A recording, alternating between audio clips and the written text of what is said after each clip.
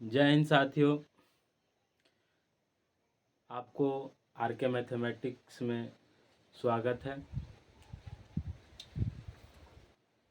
आज देखेंगे चंद मौर्य साम्राज्य के बारे में। कुछ इसके बारे में पहले बताते हैं। मौर्य साम्राज्य से पहले मौर्य साम्राज्य का सबसे पहले था नंद वंश। नंद वंश का संस्थापक था महापद्हानंद था, जिसका अंतिम राजा धनानंद था। ये बहुत शरारती थे, शराब उराब पीते थे। इसने चंद्रगुप्त मौर्य को क्या किया था? धनानंद इसका चाणक्य इसका गुरु होता है चंद्रगुप्त मौर्य। उसको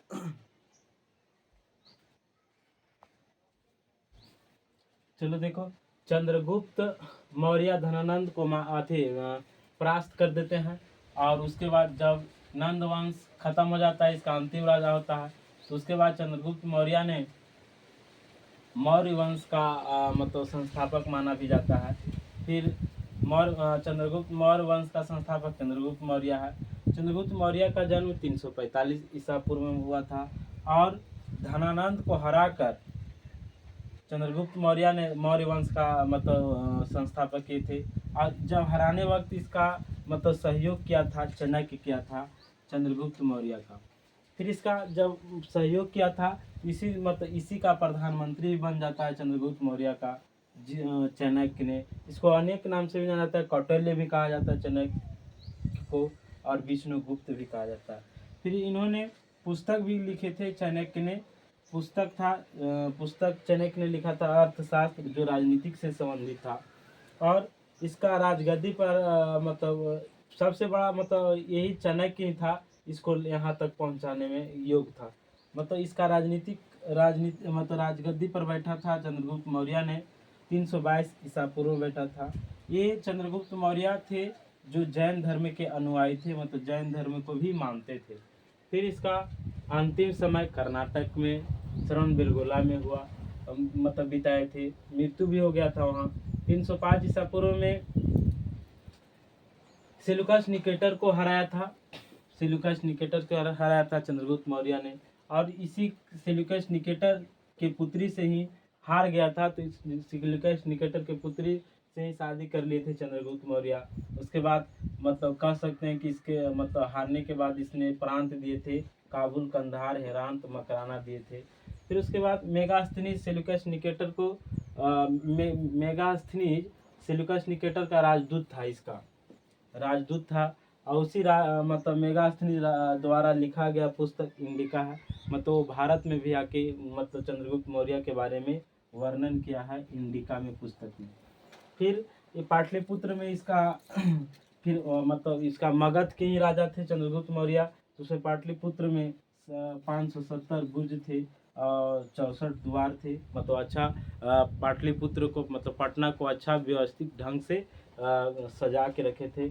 फिर यह युद्ध का वर्णन मौर्य वंश का वर्णन मौर्य साम्राज्य का युद्ध का वर्णन इतिहास में भी मिलता है। इसका मृत्यु 298 ईसा पूर्व में होता है और श्रवणबेलगोला में होता है।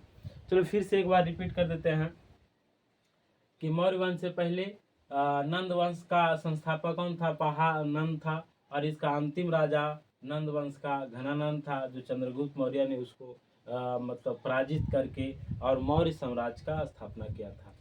इसका जन्म चंद्रगुप्त मौर्य का जन्म 345 ईसा पूर्व में हुआ था। और इसका घनानंद को हराकर अपना साम्राज्य यहाँ खड़ी किया था। और हराने में सहयोग किए थे चाणक्य ने किए थे। और इसका जब राजा बना था चंद्रगुप्त मौर्य 322 ईसा पूर्व में, इसका प्रधानमंत्री कौन थे? चाणक्य ही थे। और यह पुस्तक भी लिखे थे चाणक्य, अर्थशास्त्र, जो राजनीतिक से संबंधित था। और इसका मानते थे चंद्रगुप्त मौर्य कौन सा जैन धर्म को मानते थे। प्रेरणाली अनुयायी बना था। फिर अंतिम समय कर्नाटक श्रवणबेलगोला में बिताए थे। 305 ईसा पूर्व में सेल्यूकस निकेटर को हराया था।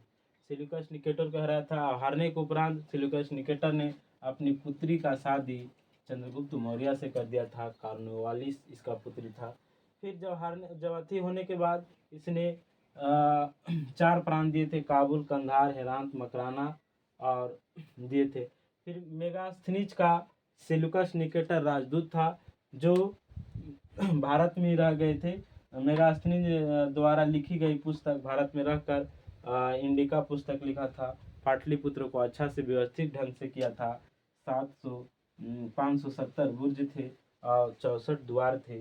यह इसका मतलब मौर्य वंश मतलब मौर्य साम्राज्य का वर्णन एपियान्स पुस्तक एपियान्स में भी मिला है और मृत्यु 298 ईसा पूर्व में श्रवण बेलगोला में हुआ था।